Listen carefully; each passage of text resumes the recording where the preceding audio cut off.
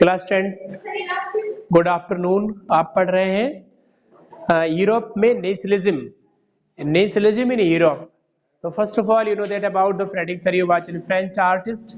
He has a dream that bird become a social and democratic.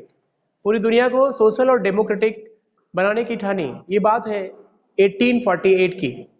इसके बाद जब इसने इसके ड्रीम में था कि चार इसने एक फिगर्स बनाए हुए थे, एंजल्स और स्टैच्यू ऑफ लिबर्टी एंड एक लॉन्ग ट्रेन, एक लंबी सी देशों की लाइन जो स्टैच्यू ऑफ लिबर्टी के पास अपने अधिकार मांगने जा रहे हैं, जिसमें जर्मन, फ्रांस, रशिया सब देश हैं। यूरोपीय नेशन की लगभग बात है, क्योंकि अपन पढ़ रहे हैं यूरोप में नेशनलिज्म, इसमें इंडिया नहीं है ना। यूरोप में नेशनलिज्म पढ़ रहे हैं अपन। इसके बाद ये सब आया कैसे, तो स्टैच्यू ऑफ लिबर्टी से बात निकल कर आई that the charter of the human right receiving from the French revolution, after the French revolution receive the right of the people. इसके पहले राइट की बात मत करिए, वीमेंस राइट की तो बात ही मत करिए। वीमेन सफ्रागेट नहीं था। जिस देश में महिलाओं को इक्वालिटी ना हो, वोट देने का अधिकार ना हो, वहां पर क्या एजुकेशन राइट होंगे? सवाल ही नहीं उठता। ऐसा था फ्रांस। लेकिन वीमेंस टेकिंग अगेंस्ट, वीमेंस ने अगेंस्ट लिया, रिवोल्यूशन हुई लगभग 175 ईयर्स, 1789 से लेके जाके जब 150 साल के लगभग बहुत बड़ा स्ट्रगल हुआ, तब जाके वीमेंस को अधिकार मिले। क्योंकि लुई 16 के बाद मैक्सिमिलियन रोबेस्पियर आए। Maximilien Robespierre also the idea of the Louis 16, उसने कह दिया प्रोपर्टाइज मैन है, 25 साल का है। नेशनल असेंबली ने यही बोला था, जो मैक्सिमिलियन रोबेस्पियर ने बोला था। नेशनल असेंबली जो थर्ड स्टेट के नेता थे, उन्होंने भी कहा था कि प्रोपर्टाइज मैन 25 साल का व्यक्ति वोट डालने का अधिकार होगा, लेकिन उसके पास वह है, he is able to provide 3 day base able to voting over there, 3 दिन की मजदूरी देता है तो वोट डालेगा। तो यह अब वीमेंस को तो कुछ कहा ही नहीं था कि आप क्या करें तो वोट की पावर आपके पास आएगी। No education right over there. इसके बाद जब लुई 16 फिनिश हुए, मैक्सिमिलियन रोबेस्पियर भी निपटे। इसके बाद डायरेक्टरी रूल आया। देखो इसमें आपका सबसे पहले 1789 में आपका फ्रेंच में रिवॉल्यूशन,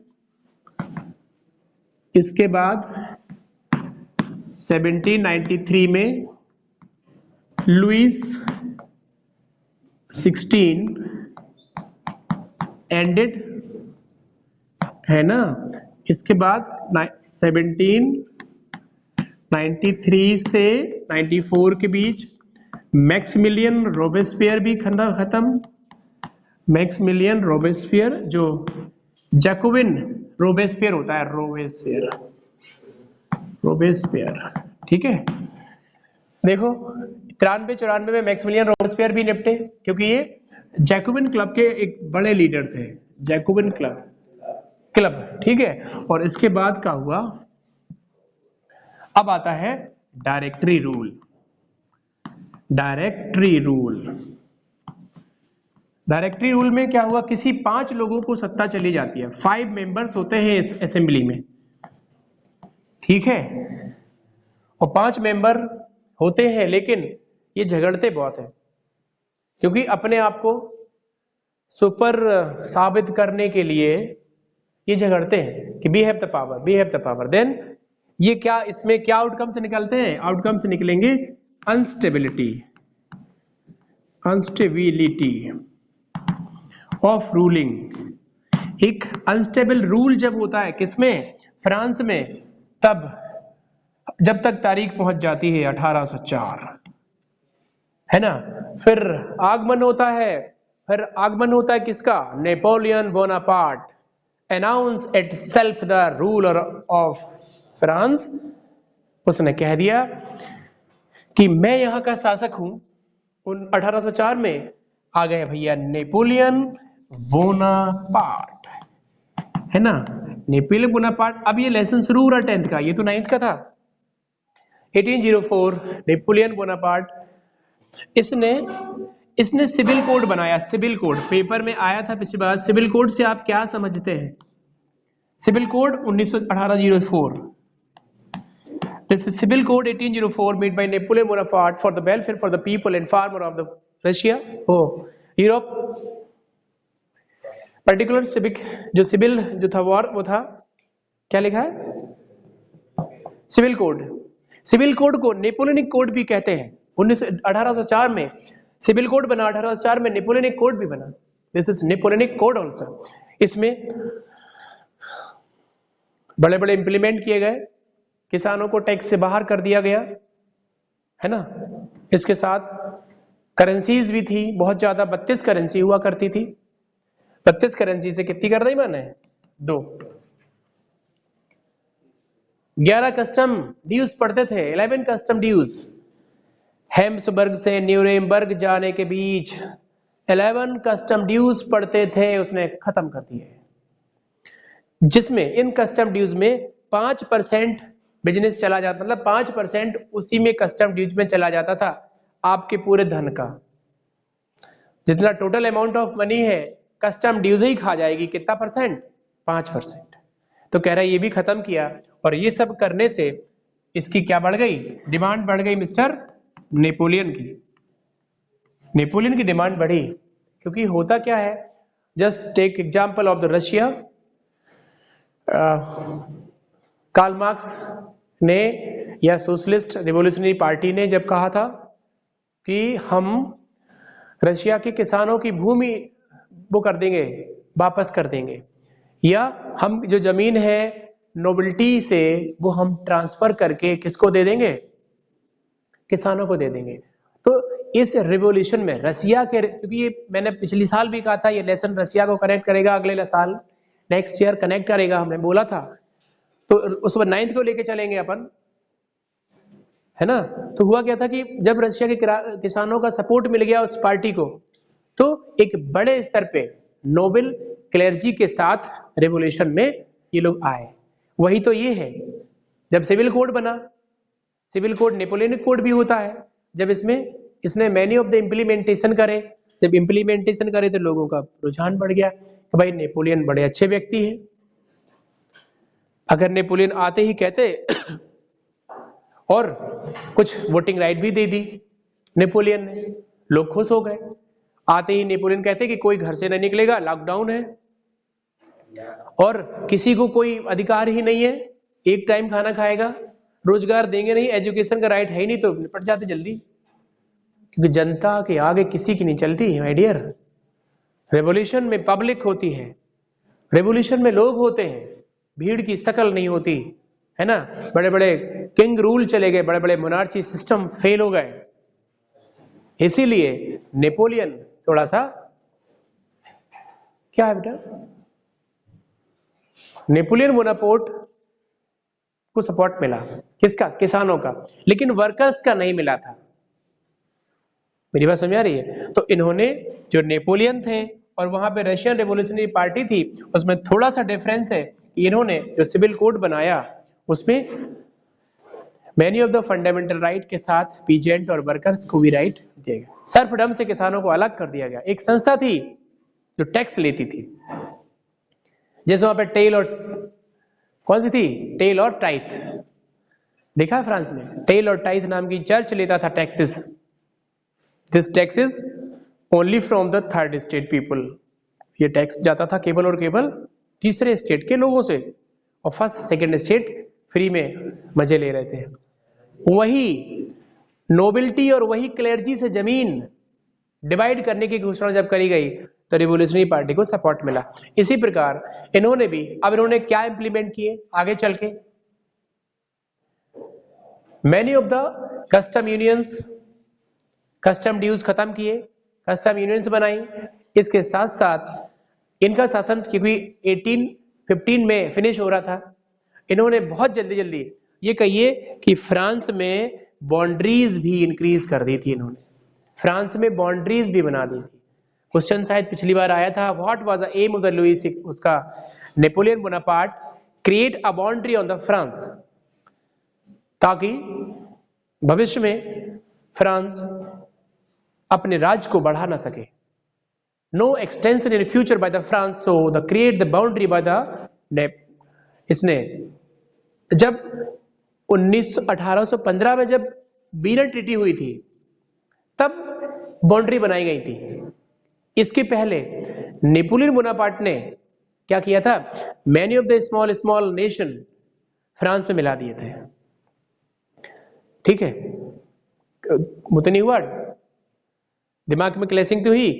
बाउंड्री किसने बनाई थी, वो तो बीरन ट्रीटी में बाउंड्री बनाई गई थी फ्रांस पे, लेकिन फ्रांस की सीमा को बढ़ा दिया, फ्रांस में छोटे छोटे को मिला दिया, किसानों का जो टैक्सेस वो खत्म कर दिया, और मैनी ऑफ द इम्प्लीमेंटेशन करे सर्फडम खत्म कर दिया, किसानों को निजात दिला दी, टैक्स खत्म कर दिए, और छोटे छोटे राज्यों को अपने राज्य में मिला लिया।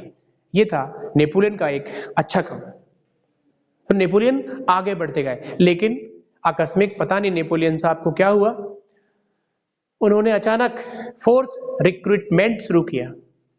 क्योंकि फोर्स रिक्रूटमेंट के पीछे उसका उद्देश्य क्या था? अच्छा क्वेश्चन है।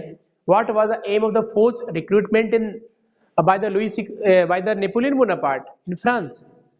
नेपोलियन बोनापार्ट का जबरन भर्ती कराने के पीछे आखिर क्या कारण था? उसे फौज चाहिए थी, उसे यूथ चाहिए थी, युवा लोग चाहिए थे, युवा वहां के फ्रांस के, ताकि वो फौजों में भर्ती हो सके और फ्रांस की बाउंड्री को बढ़ा सके, फ्रांस का एक्सटेंशन कर सके, फ्रांस में छोटे छोटे राज्यों को मिला सके। यही उद्देश्य था उसका। ठीक है ना? किसका उद्देश्य था? Napoleon Bonaparte. लेकिन देखिए यहां पर क्लैशिंग बात हो गई। यहां पर क्या हुआ कि वो चाह रहा था फोर्स रिक्रूटमेंट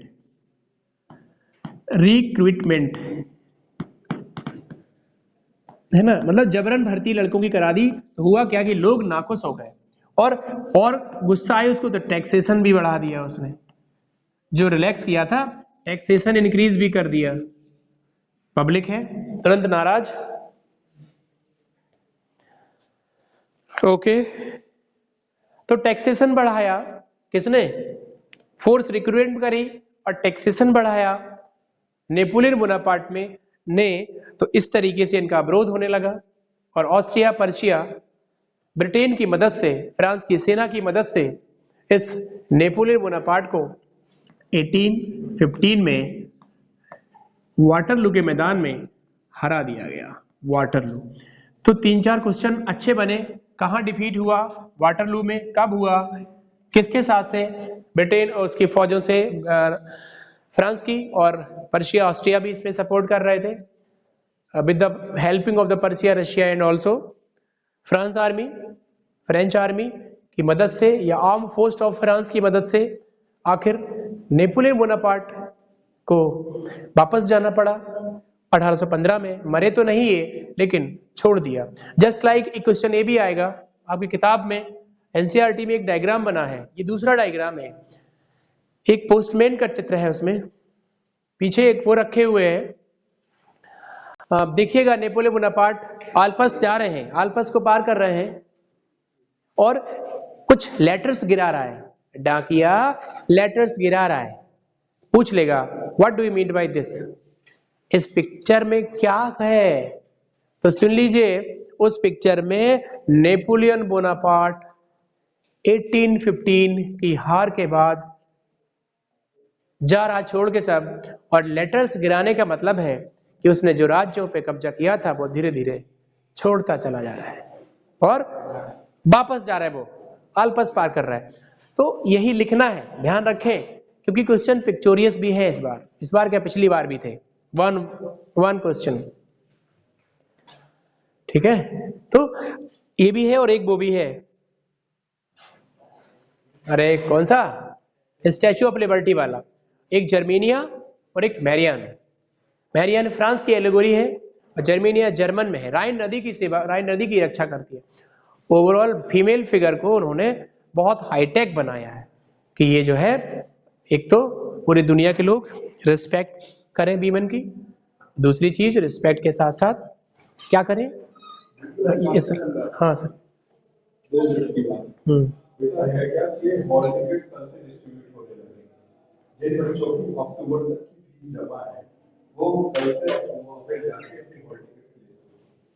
जिनकी नहीं है वो अपने हॉल टिकट वहाँ जमा करा बैठते हैं। बिना हॉल टिकट के एग्जाम आप दे नहीं पाओगे। दूसरी चीज ये रोल नंबर नहीं मिला होगा बाहर हॉल टिकट। रोल नंबर आपको लास्ट डे लिस्ट लगी होगी, उसमें आपका रोल नंबर होगा, वही रोल नंबर आप अपने एडमिट कार्ड में डाल के सीट पे आएगा। रोल नंबर सभी के लिस्ट पे हो, लेकिन जिसके पास हॉल टिकट होगा वो अंदर आएगा। ये सिस्टम है। तो कल से आप अपने एडमिट कार्ड ले सकते हैं, लेकिन कंडीशन है कि अक्टूबर तक की आपकी फीस जमा हो। पेरेंट्स से कहते कैसे भी उस दिन ना खड़े हो कि 1 तारीख को पता चले एग्जाम स्टार्ट होगा है, अब आप वहां भीड़ लगाए खड़े हो। अगर 10 बजे एग्जाम स्टार्ट हो गया तो 11 बजे तक तुम्हारी फीस जमा हो रही है, घंटे तुम्हारा एग्जाम छूट रहा है, तो उसके लिए आप रिस्पॉन्सिबल बिल्कुल।